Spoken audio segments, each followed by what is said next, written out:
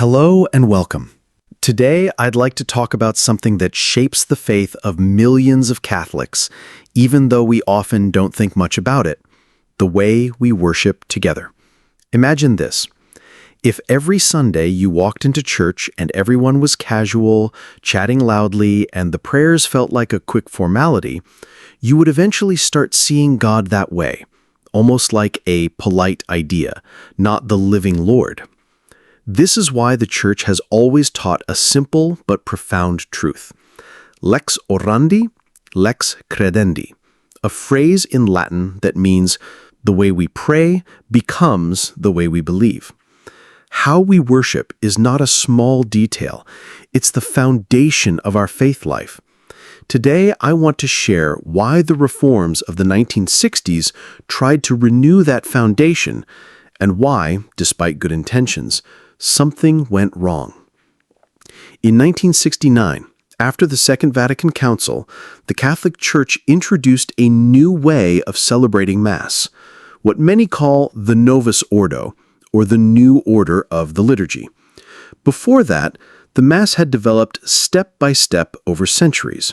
Each generation made small adjustments, slowly adding depth and richness. But this time, it was different. Almost overnight, large parts of the liturgy were rewritten. This was meant to help people feel more connected, to understand the prayers, to participate more fully. And for some, it really did help.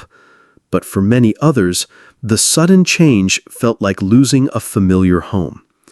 Think of it like taking a classic song your family has sung for generations and replacing all the lyrics and melody in one day.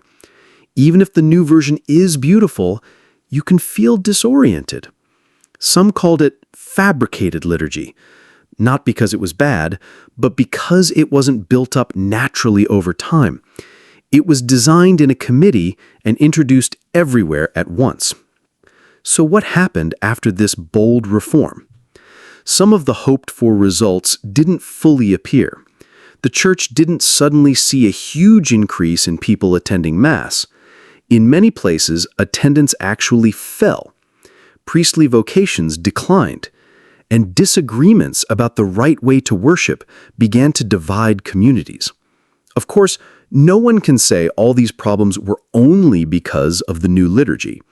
The 1960s were a time of massive cultural upheaval everywhere, but it's hard to ignore that something in the heart of Catholic life, the Mass, had been shaken. I'm not saying the Novus Ordo is invalid or harmful by itself. Millions of Catholics have grown closer to God through it, but we can be honest. The transition was so sudden, so ambitious, that many felt left behind. This is why I believe it's worth reflecting on a deeper principle, one that applies to every kind of growth. Let's step back and think about any area of life. If you decide to get fit, you can't just declare, "Tomorrow, I'll be an athlete." Even if you work out all day, you won't become strong overnight. Real growth comes from small, repeated efforts. You train a little more each week. You eat a bit healthier each day. Over time, these habits become part of who you are. The same is true of virtue. If you want to be patient, generous, or disciplined, it doesn't happen in a single moment of resolution. It happens through practice, failure, and perseverance. And here's a crucial idea. Big, sudden changes often break more than they fix. When you overload the system, whether it's your muscles, your mind, or your community, the result is often confusion, exhaustion, or rejection.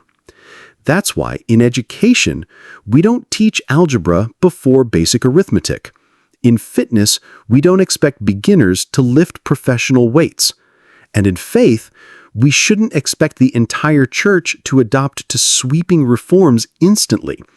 For nearly 2,000 years, the church changed the liturgy little by little. Prayers evolved, gestures developed, new feast days were added. But it was always gradual, respecting the memory and devotion of generations.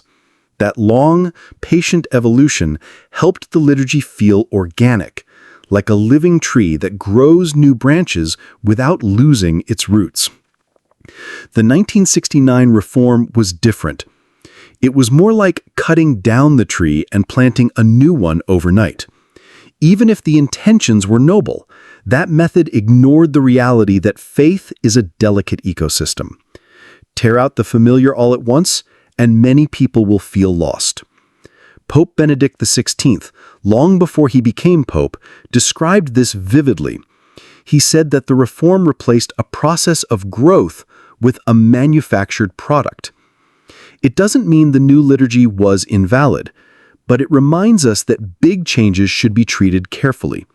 So what do we do today? Some argue we should return entirely to the old Latin Mass.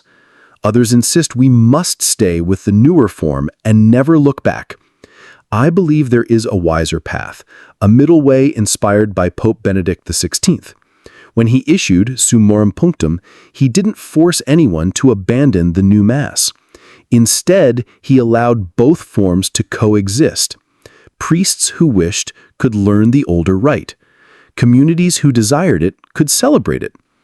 This approach, what Benedict called mutual enrichment, lets each tradition share its strengths. Over time, respect and understanding can grow naturally instead of by decree. It's like learning a new language. You don't have to forget your mother tongue. You can gain new words and expressions while still treasuring what you already know. If I could humbly offer a request to Pope Leo XIV, it would be this. Please consider restoring that freedom, allowing communities to choose the form of worship that best helps them grow in faith. Because how we pray shapes who we become. And true renewal takes time, patience, and respect for the soul's natural pace. When we honor that principle, reform is no longer an experiment imposed from above. It becomes a shared journey rooted in trust. I believe this is how the Church can heal divisions, inspire deeper devotion, and create space for real spiritual growth. Thank you for spending this time with me. If you have watched to the end, it shows you care about the life of the Church and the meaning of our worship. If you believe these ideas matter, I invite you to share this video with someone you trust. Start a conversation, reflect together. And if you'd like to go deeper, you can join our community, where we read, discuss, and pray about how faith can flourish in our time. You can also help sustain this channel by subscribing, liking, and supporting through the links below. Every contribution, big or small, helps keep these conversations alive. May God bless you, and may our prayer always lead us to deeper love, stronger hope, and a faith that grows slowly but surely into something beautiful.